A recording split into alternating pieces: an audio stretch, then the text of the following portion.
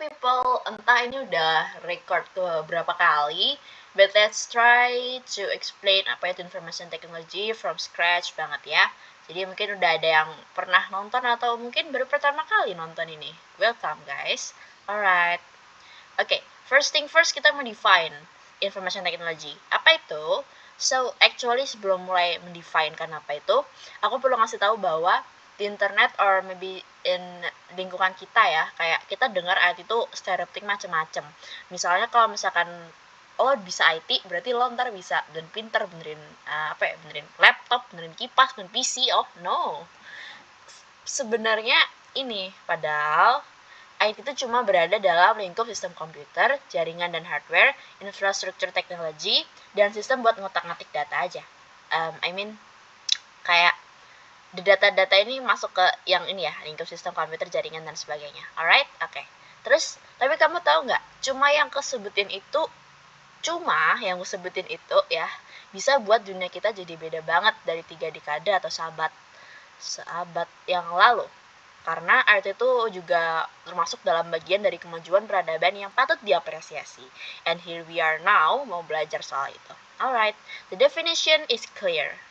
Information Technology atau IT adalah sebuah field yang mencakup berbagai sistem dan teknologi buat nyimpen, ngambil, ngolah, dan transferin data menggunakan sistem komputer. So, we try to maximize pakai komputer buat mengolah masalah kita, dan masalah kita tuh dimasukin lewat si data itu. Alright? Oke.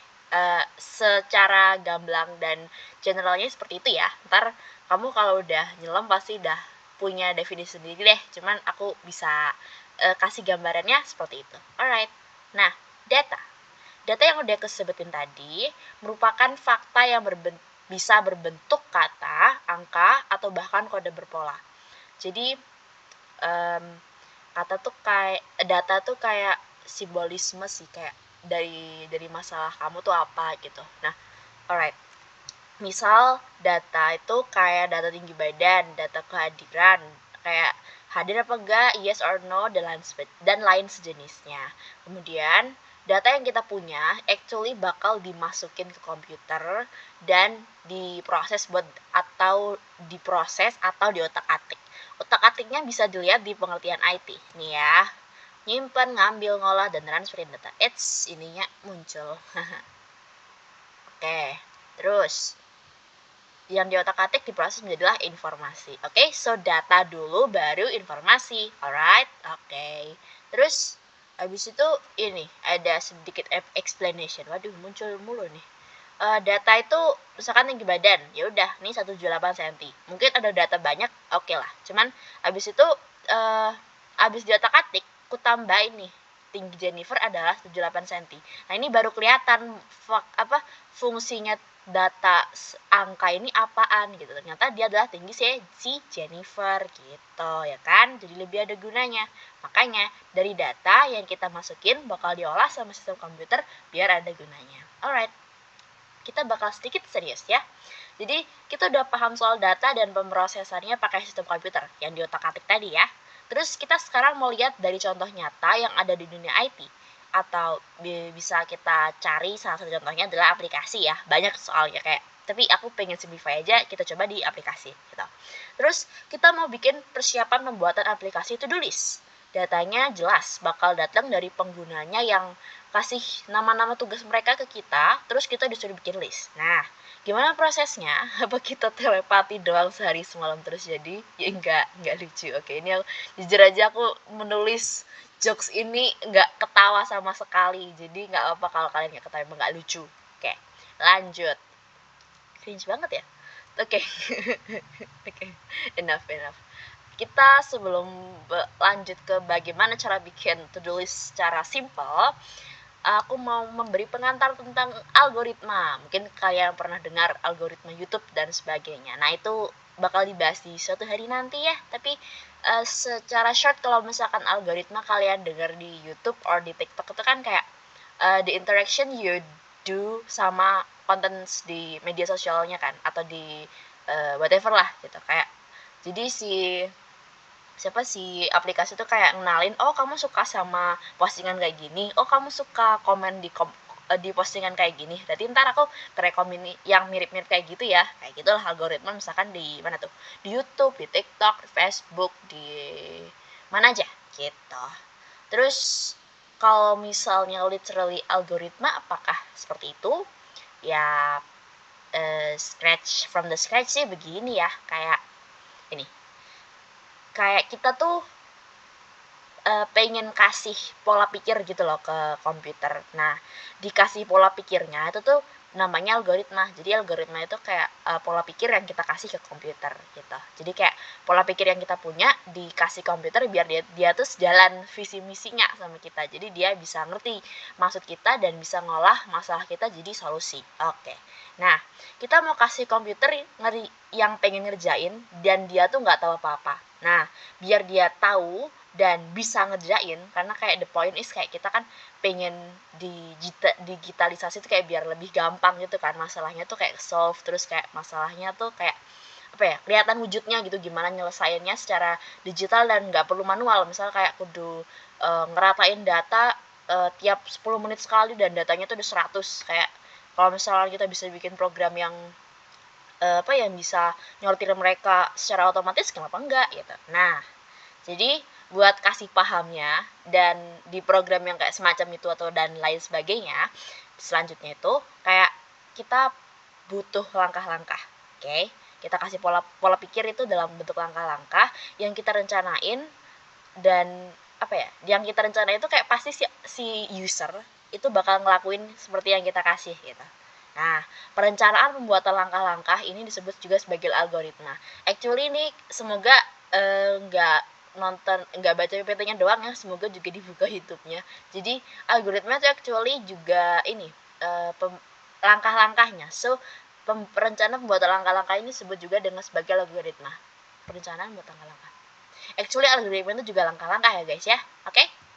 Kemudian algoritma. Ini algoritma yang lumayan beneran. Sedikit simple soalnya, kayak ya gini, kalau di IT tuh kalian harus, aku bakal ulang-ulangin terus, oke? Jadi di IT tuh kalian harus mandiri ya. Jadi aku kasih tahu begini, kalian juga harus explore sendiri dan explore lagi gitu, kayak at least you know something hari ini, oke? Habis itu kalian explore lagi, itu lebih bagus. Alright. Jadi algoritma adalah hal yang dirancang buat nyelesain suatu masalah dengan sistematis dan terstruktur. Jadi istilahnya algoritma itu cara mikir kita yang ya dikasih ke komputer. Terus nggak berhenti di langkah-langkah aja, algoritma juga berarti membuat pola pikir dan cara pikir yang nyelesain masalah dengan efektif dan efisien. Alright? Jadi nggak cuma langkah-langkah bagaimana cara membuat karya, tapi cara membuat karya dengan efektif dan efisien. Alright? Itu analoginya ya.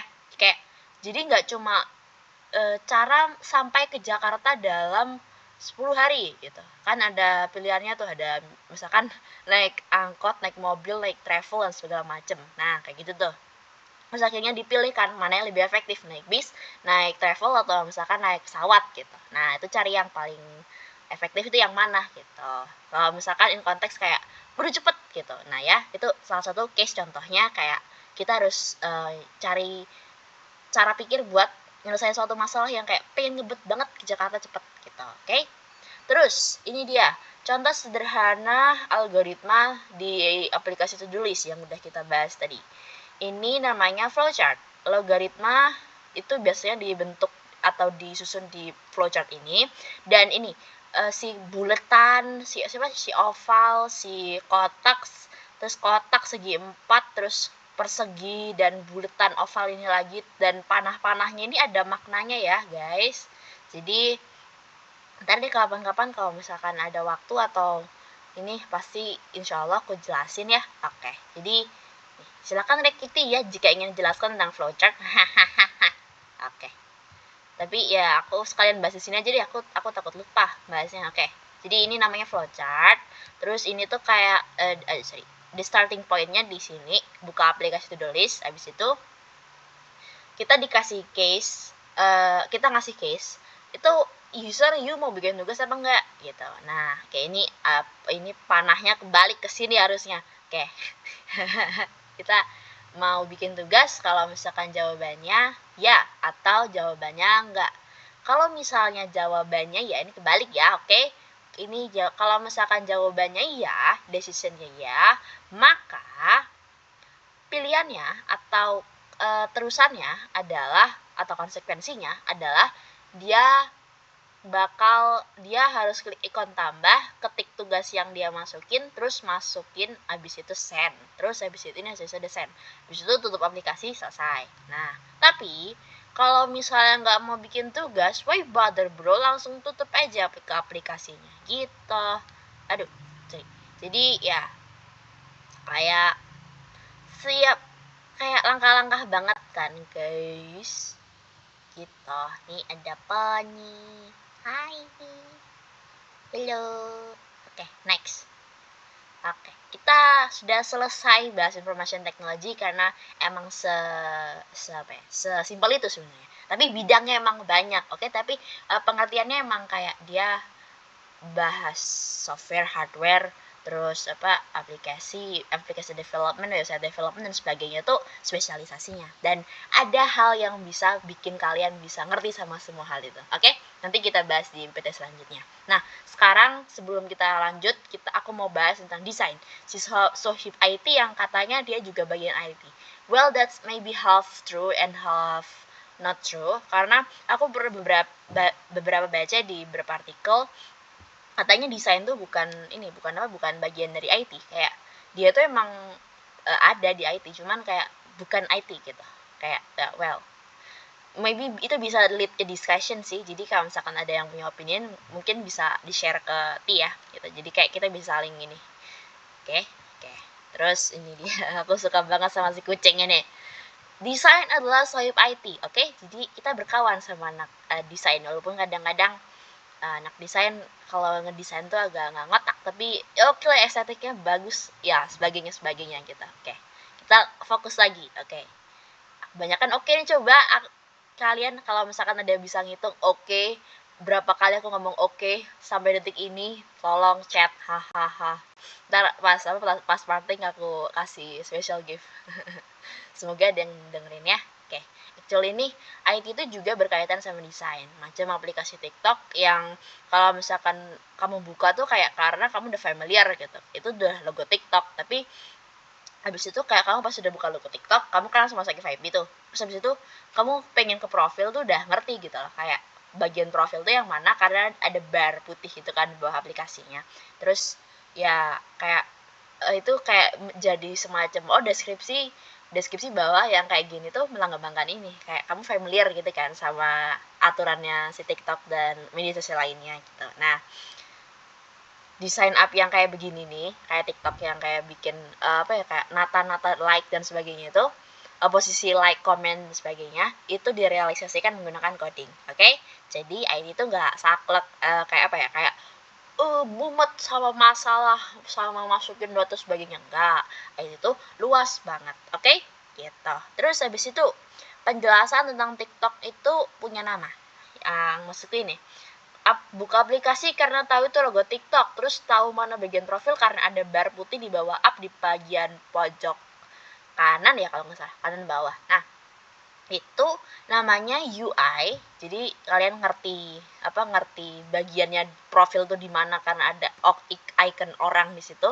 Itu tuh namanya bagian dari UI atau user interface, yaitu tampilan aplikasi atau website buat pengguna. Jadi kalian udah pasti bisa ngeliat karena emang divisualin gitu, kayak lihat aku gitu. Oke. I'm sorry. Mungkin ada yang ini wait. Terus UX atau user experience itu bisa kayak gini, bisa ngerasa Tokped tuh kalau dibuka lebih tentram ya dibandingkan Shopee yang rame. Ya walaupun sebenarnya mungkin sama aja ya, cuman kayak mungkin kesannya gitu ya. Oke, jadi itu kayak kesan pribadi aku, kayak melihat Tokped tuh kayak lebih tentram daripada Shopee yang kayak banyak gitu. Nah, itu user experience. Tapi sebenarnya kalau user experience sih pasti ini ya, kayak beda-beda gitu loh guys tujuannya. Kayak mungkin developernya pengen pas buka Shopee itu kayak wow, menarik semua gitu ya kan, bisa jadi kayak gitu. Oke.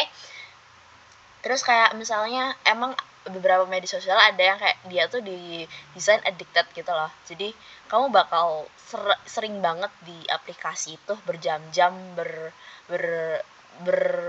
beribu-ribu jam di sana, kayak betah gitu, addiction-nya itu kayak udah didesain itu juga masuk di user experience gitu.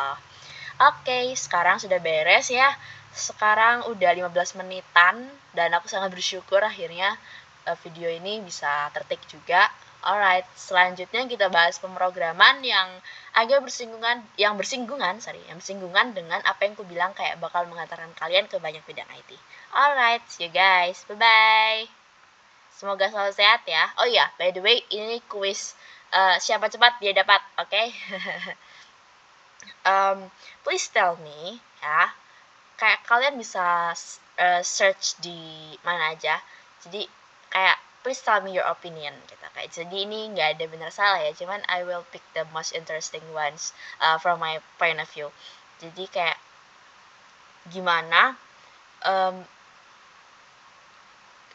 your dreams may be like, apakah bisa bigger dengan mungkin sedikit pressure karena kayak IT itu bisa segala macam dan sebagainya, apakah itu bakal mempengaruhi kamu sebagai orang yang mau belajar gitu. Kayak just answer that question, karena information technology actually kayak ini cuma pengenalan gitu doang kan. Jadi kayak kalau misalnya aku harus nanya hal yang technical, I think there's nothing gitu. I think ya. And I'm open for discussion you guys ya. Jadi okay, see you next time. See you next time yang di video ini terakhir. Alright, bye bye. Have a nice day and be wise, beware. Dadah.